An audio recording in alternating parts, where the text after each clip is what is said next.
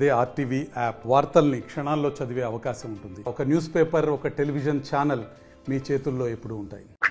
GO వచ్చిన తర్వాత ఈ రాష్ట్రంలో ఫస్ట్ టైం 2 సెంట్లు ఇచ్చింది నెల్లూరులో 54-53 డివిజన్లో.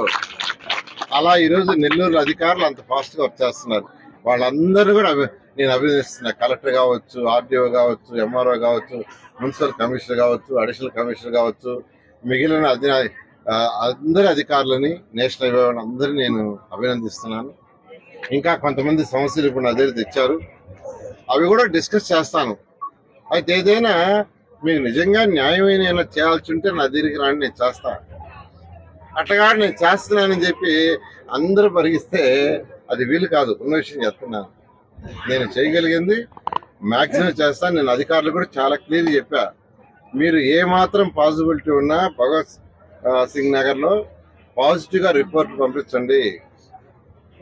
కోర్టులకు మళ్ళీ ఇబ్బంది కాకుండా, కోర్టు జడ్జిమెంట్స్కి ఇబ్బంది కాకుండా పంపించండి. దాన్ని ముఖ్యమంత్రి గారికి చెప్పి అక్కడ నేను చేస్తానని చెప్పి ఆ విధంగా చేస్తున్నాం. నేను నెల్లూరు ప్రజలందరికీ ఒకటే చెప్పేది, గత ప్రభుత్వం 10 లక్షల కోట్ల రూపాయలు అప్పు చేసేసి వెళ్ళిపోయింది. ఆ అప్పు ఎవరు తీర్చాలా? మీరే. మీరు కట్టే ట్యాక్స్ నుంచే తీర్చాలా. మీరు కట్టే జిఎస్టీ కావచ్చు, మీరు కట్టే ఇంటి పన్ను కావచ్చు, మీరు కట్టే కొళాయి ట్యాక్స్ కావచ్చు, దాని నుంచే 10 లక్షల కోట్లు తీర్చాల్సిందే. తీర్చకుండా కుదరదు, ఎగ్గొట్టడానికి కుదరదు. ఎగ్గొట్టు కొడితే మరో శ్రీలంక అవుతుంది. కాబట్టి అది తీర్చక తప్పదు ఈ ప్రభుత్వానికి. అట్ ది సేమ్ టైం పేదలు, నిరుపేదలకు సంక్షేమ పథకాలు చేయాలి. సూపర్ 6 ఏదో చెప్పామో అవి చేయాలి, చేస్తున్నారు ముఖ్యమంత్రి గారు. మరొక పక్క యువతకు ఉద్యోగాలు రావాలి, లేదా వ్యాపారాలు చేసుకోవాలి. చేయాలంటే ఇండస్ట్రీస్ రావాలి. ఇండస్ట్రీస్ రావాలంటే వాళ్ళని మళ్ళీ ఎంకరేజ్ చేయాలి. ఈ విధంగా అన్నిటికీ సూటబుల్ అయ్యేటట్టుగా, అటు పేదలు నిరుపేదలకు సూటబుల్ అయ్యేటట్టుగా, యువతకు ఉద్యోగాలు వచ్చేదానికి ఏం చేయాలి ఆ విధంగా, రైతులు ఇబ్బంది పడకుండా రైతులను ఆదుకునే విధంగా చక్కటి బడ్జెట్ నిన్న ప్రవేశపెట్టారు. దాని మీద కొందరు వైసీపీ నాయకులు ఏదో మాట్లాడుతున్నారు, ఇది చేయగలరా, అది చేయగలరా అని. ఆల్రెడీ 10 లక్షల కోట్లు అప్పు చేసి ఇచ్చి ఖజానా ఖాళీ చేసిన 4,000 పెన్షన్ ఇస్తున్నాం, వికలాంగులకి 6,000 ఇస్తున్నాం, బెడ్ మీద ఉండే వాళ్ళకి 15,000 ఇస్తున్నాం.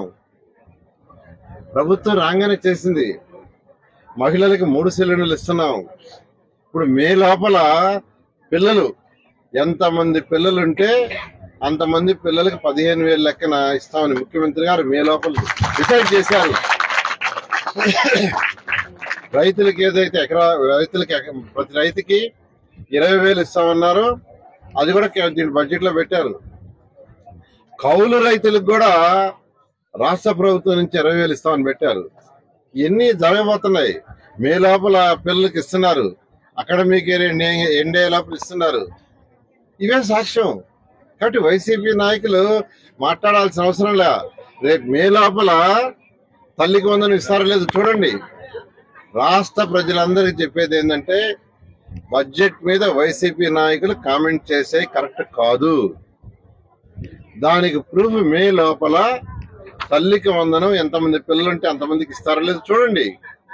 ఇచ్చారనుకోండి, వైసీపీ నాయకులు ఒక్క మాట కూడా మాట్లాడటానికి లేదు ఈ బడ్జెట్ మీద.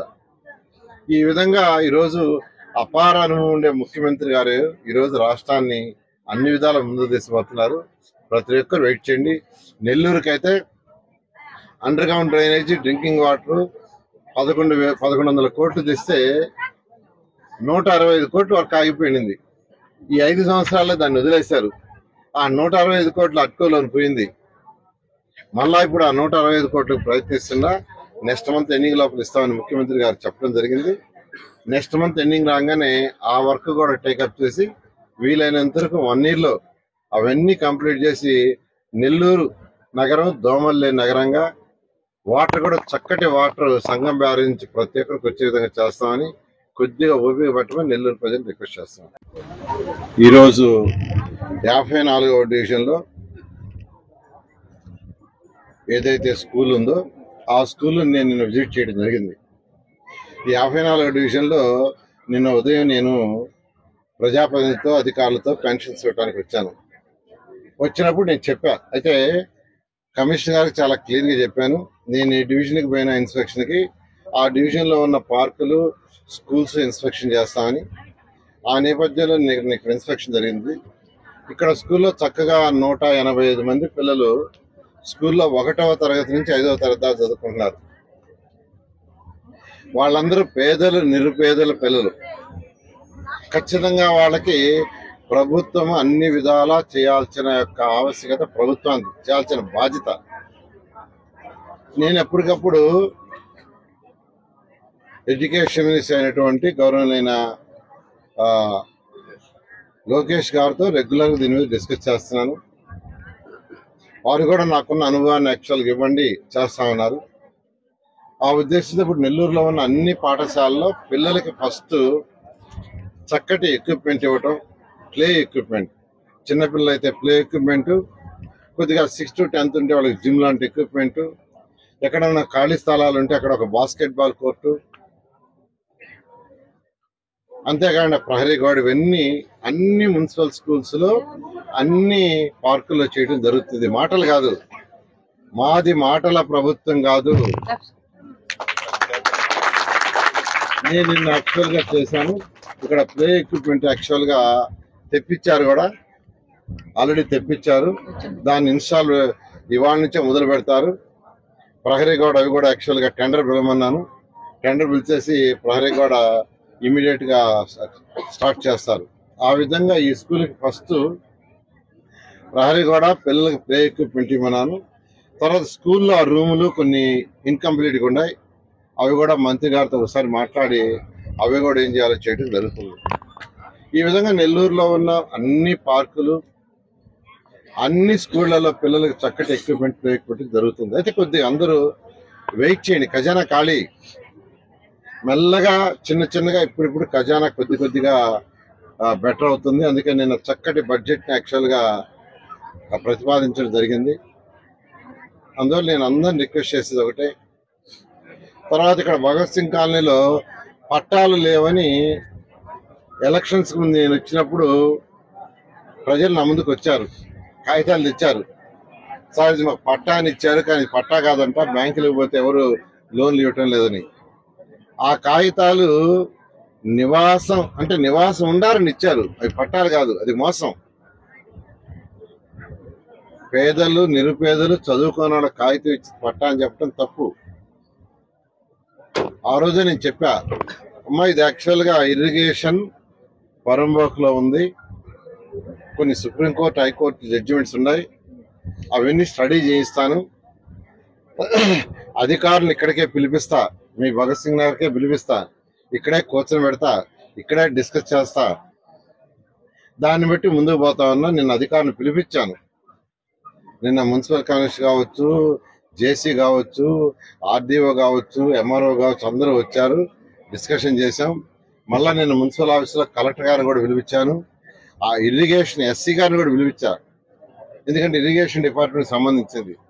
సో కంబైన్డ్ మీటింగ్ నేను పెట్టాను. ఇక్కడి నుంచి పోగానే వాళ్ళందరితో రిపోర్ట్ తయారు చేయమన్నా. రిపోర్ట్ తయారు చేసి పంపిస్తే దాన్ని అక్కడ అధికారులతో మాట్లాడి ఏమాత్రం పాసిబిలిటీ ఉన్నా దాన్ని చేయిస్తాను. అయితే కోర్టు ఆదేశాల ప్రకారం వాళ్ళు చేయాల్సి వస్తుంది. అందువల్ల భగత్ సింగ్ కాలనీలో ఉన్న ప్రజలందరూ ఒకటే, ఎలక్షన్ ముందు కూడా నేను వచ్చి పట్టాలు ఇస్తానని చెప్పలా. అందరిలాగా ఎలక్షన్ ముందు వచ్చి ఓటు వేయించుకొని అది చేస్తాను ఇచ్చేస్తానని చెప్పలా. ఆ రోజు క్లియర్గా చెప్పా, అధికారులు ఇక్కడికే తీసుకొస్తా, ఇక్కడే కూర్చొని పెడతా, మీ సమక్షంలోనే మాట్లాడిస్తా, దాన్ని బట్టి ముందుకు తీసుకుపోతాను. ఆ విధంగా చేయడం జరిగింది. తర్వాత నేషనల్ హైవే యాక్షన్ లో సైట్లు షాపులు పోతే వాళ్ళకేదో నామినల్ కాంపెన్సేషన్ ఇచ్చారు. వాళ్ళందరూ నా దగ్గరికి పరిగిస్తా వచ్చారు. ఇక్కడున్న జహీర్, తెలుగుదేశం పార్టీ ఇన్ఛార్జ్ కావచ్చు, ex corporator husband, present corporator, వీళ్ళందరూ నా దగ్గరికి కొంతమంది తీసుకొచ్చారు. సరే ఇలా పోయింది, ఇలా అయింది, వాళ్ళందరూ కొద్దిగా ఏదన్నా బెనిఫిట్ చేయమంటే నేను అప్పుడే చెప్పా, ఒక 2 సెంట్లు స్థలం ఇప్పిస్తాను వాళ్ళకి, దాంతో ఎటువంటి ఇబ్బంది లేకుండా నేషనల్ హైవేలు వర్క్ చేసుకుని చేయమని చెప్పాను. వాళ్ళందరూ కూడా మరిన్ని వీడియోస్ కోసం ఛానల్ ని సబ్స్క్రైబ్ చేయండి. లేటెస్ట్ అప్డేట్స్ కోసం వాట్సాప్ ఛానల్ ని ఫాలో చేయండి. అండ్ లింక్ డిస్క్రిప్షన్ లో ఉంది.